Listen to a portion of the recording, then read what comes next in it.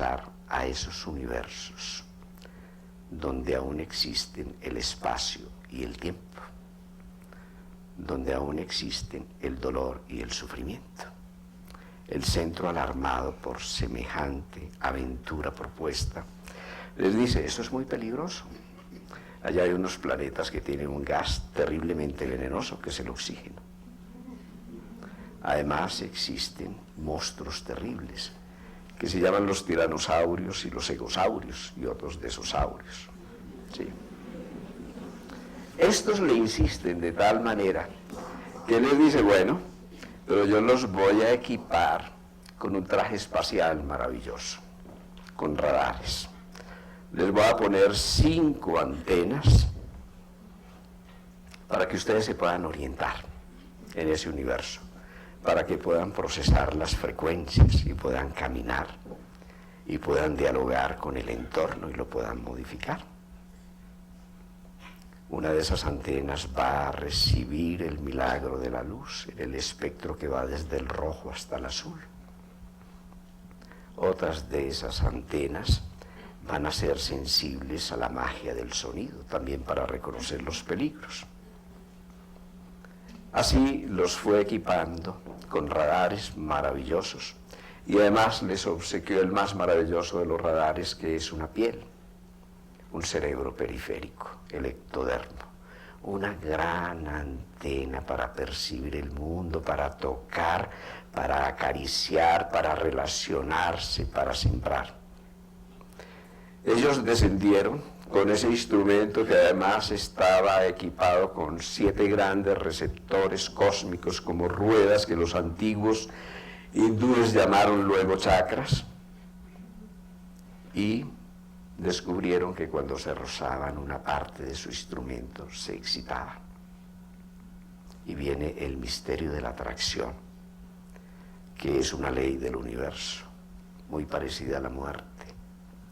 Viene el misterio del sexo y ellos se reproducen. Y se empiezan a reproducir, y los hijos de los hijos de los hijos olvidaron quiénes eran y se confundieron con su cuerpo. Se confundieron con su instrumento. Eso somos nosotros.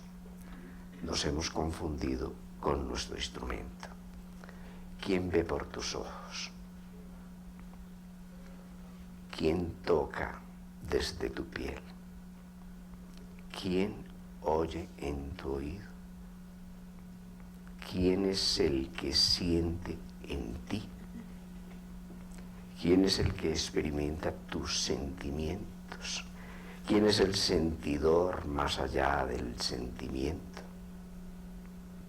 ¿Quién es el pensador más allá del pensamiento? ¿Y dónde habita?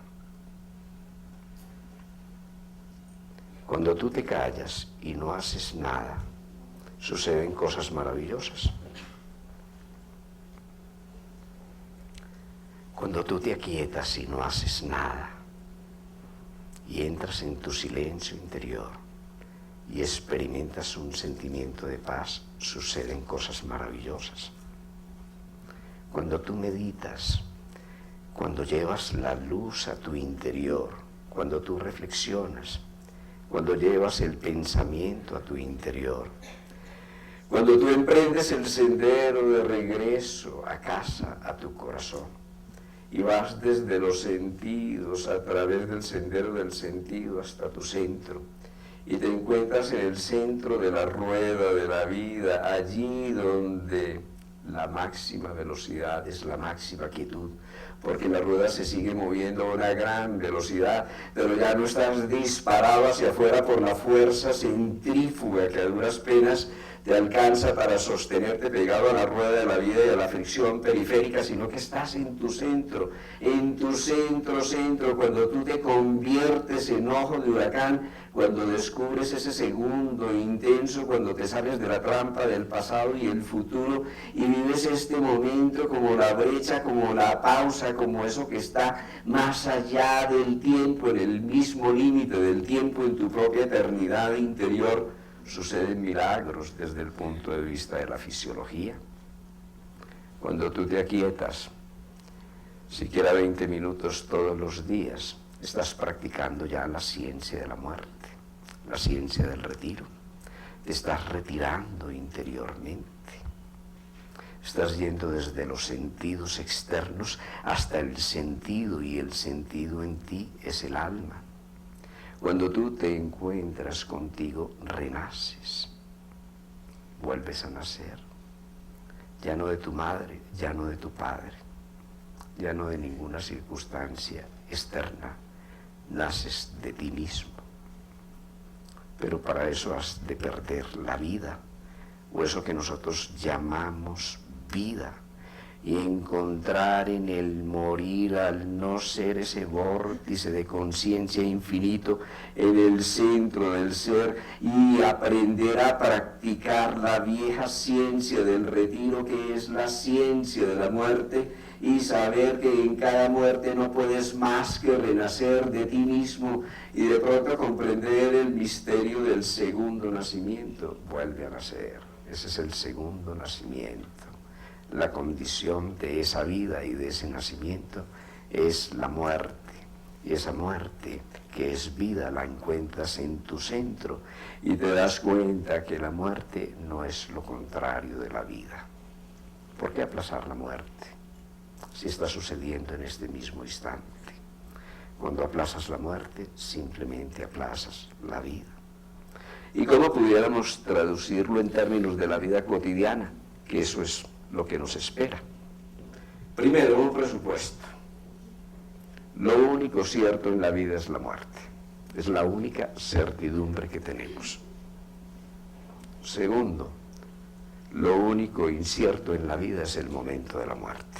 No sabemos si va a ser mañana o pasado mañana o dentro de 10 años. Lo aceptamos. Aceptar la certidumbre de la muerte y aceptar la incertidumbre total del momento de morir son condiciones para reconciliarnos con la vida. Segundo, morir conscientemente, cotidianamente. A eso se lo llama terminar. Aquí teníamos al padre García Herreros, que decía en la noche: en tus manos entregamos el día que ya pasó y la noche que comienza. Entregar, dar, entregarse, fluir, terminar. Terminamos esta respiración, expiramos realmente. Terminamos este día, morimos realmente a este día. Concluimos aquello que empezamos. Y vamos a ponerlo de una manera más cotidiana todavía. Vivir es caminar. Y es muy peligroso caminar a medias. El que da medio paso está condenado a caerse. Nadie puede dar medio paso. Tú das pasos cortos o largos, pero pasos enteros. Ese caminar es una conjunción del pasado y el futuro en torno del presente. Aquí no podemos hacer el ejercicio. Yo hubiera querido que tuviéramos más espacio para hacer ese ejercicio. Pero vamos a ensayar el caminar por la vida. Tú tienes un pasado, digamos que es el pie izquierdo. Tienes un futuro, digamos que es el pie derecho. Y tú oscilas en torno del presente. ¿Y qué ocurre cuando realmente caminas? Tu pasado se libera, pasa a través del presente y cimenta tu futuro. Pero tu futuro retroalimenta tu pasado. Y eso es una maravilla. Y eso es donde ocurre solo en presente. Porque tú no vives ni en pasado ni en futuro. Cuando vives en pasado o en futuro no vives. Tú no puedes vivir sino en presente. El presente es ese lugar a través del cual el futuro, los sueños del futuro pueden modificar y cambiar tu historia, y a través del cual el pasado puede sustentar el futuro.